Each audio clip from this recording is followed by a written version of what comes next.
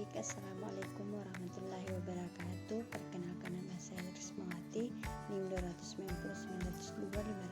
290-902-502-0008, kelas A, Prodi Pendidikan Akuntansi, nomor urut 34. Pertama, saya akan menjelaskan materi tentang menjelaskan jenis dan fungsi finansial dalam pengelola angka atau spreadsheet dan cara mencetak laporan keuangan perusahaan jasa komputer akuntansi.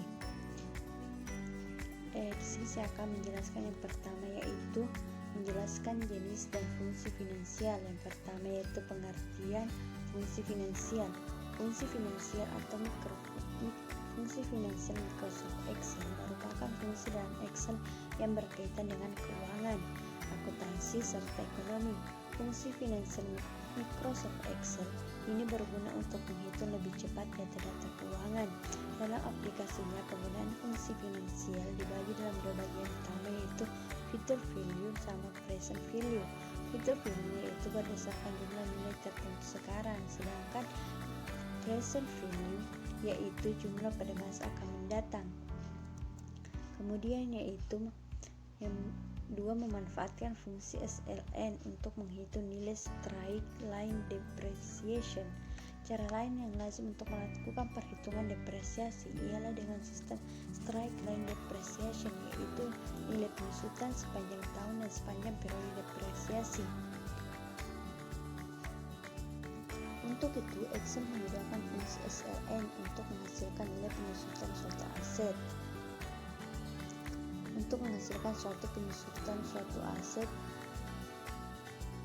secara garis lurus dalam suatu periode. Cara penyusutan SLN yaitu fungsi SLN sama dengan SLN dalam kurung cost, salvage, life.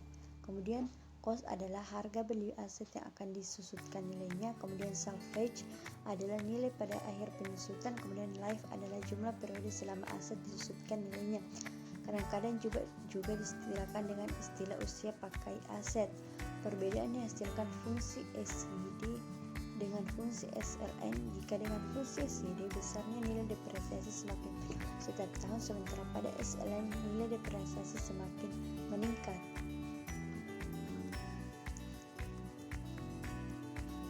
Kemudian yaitu jenis-jenis fungsi dan formula finansial. Pertama yaitu jenis-jenis fungsi dan formula finansial.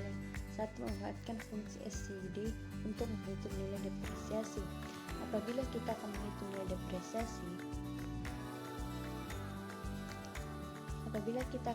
nilai depresiasi suatu investasi, maka yang kita perlukan adalah fungsi finansial SCD.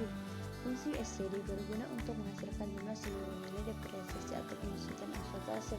Dapat dilihat penulisannya, yaitu SCD sama dengan SCD dalam kurung cost, salvage, life sama per, di mana cost adalah harga beli aset yang akan disusutkan nilainya, kemudian salvage adalah nilai pada akhir atau nilai sisa setelah penyusutan, kemudian life jumlah periode selama aset disusutkan.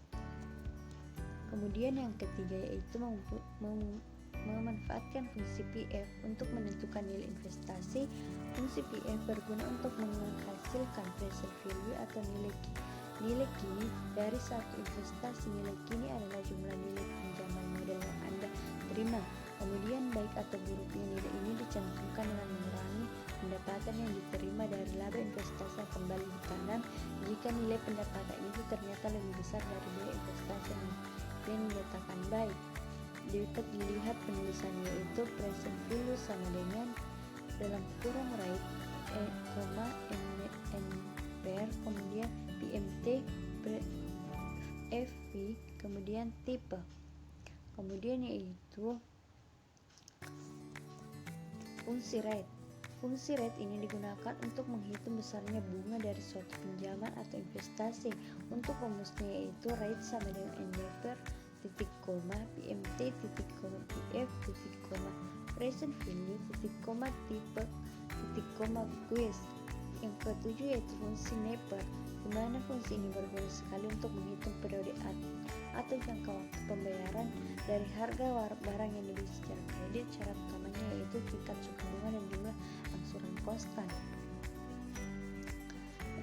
Rumusnya dapat dilihat dari sebagai berikut, sama dengan NEPER rate, titik koma PMT, titik koma PF, titik koma FV, kemudian titik koma tipe. Kemudian mencetak laporan keuangan perusahaan jasa. Mencetak laporan keuangan jasa dalam komputer akuntansi. Yang pertama yaitu pengertian laporan keuangan. Laporan keuangan merupakan tujuan dari semua kegiatan administrasi perusahaan. Program komputer akuntansi PPM VOB ini memang dirancang untuk membantu kecepatan dan ketepatan perusahaan dalam menyajikan informasi keuangan. Kecepatan dan ketepatan penyajian laporan keuangan sangat dibutuhkan di dalam perusahaan karena dapat dalam pengambilan keputusan. Keterlambatan penyajian laporan keuangan memungkinkan manajemen keliru dalam menetapkan strategi dan kebijakan perusahaan. Kemudian yang kedua yaitu memahami jenis-jenis laporan keuangan. Dalam laporan keuangan terbagi atas beberapa. Yang pertama yaitu laporan laba rugi. Laporan laba rugi yaitu suatu laporan sistematis yang menggambarkan hasil operasi perusahaan dalam suatu periode waktu tertentu. Kemudian yaitu laporan saldo laba. Laba atau rugi yang diperoleh perusahaan berpengaruh pada jumlah akumulasi bukan pada modal. Perusahaan saldo laba pada akhir periode disajikan dalam suatu laporan yang disebut laporan saldo laba. Kemudian yang ketiga yaitu neraca, di mana neraca adalah menggambarkan posisi keuangan perusahaan yang terdiri dari aktiva, harta, kewajiban, di mana harta, kewajiban, modal pada suatu tanggal tertentu. Kemudian laporan yang keempat yaitu laporan arus kas. Menurut PSAK nomor 2, laporan arus kas adalah laporan yang memberikan informasi arus kas perusahaan sebagai dasar menilai kemampuan perusahaan dalam menghasilkan dan menggunakan kas. Metode yang digunakan untuk menyusun laporan arus kas adalah metode langsung. Kemudian komponen laporan yaitu aktivitas operasi adalah aktivitas penghasil utama pendapatan. Aktivitas lain yang bukan investasi dan pendapatan, contohnya yaitu penjualan barang dan jasa, pembayaran kepada pemasok atau supplier atau karyawan.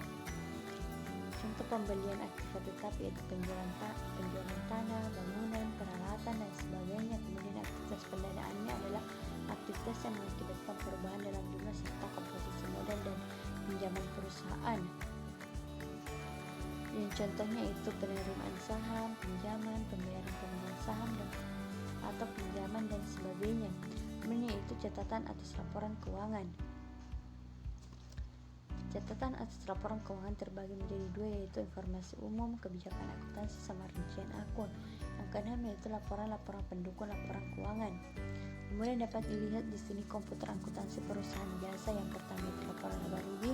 Cara mencetaknya dapat dilihat pada gambar tersebut. Kemudian contohnya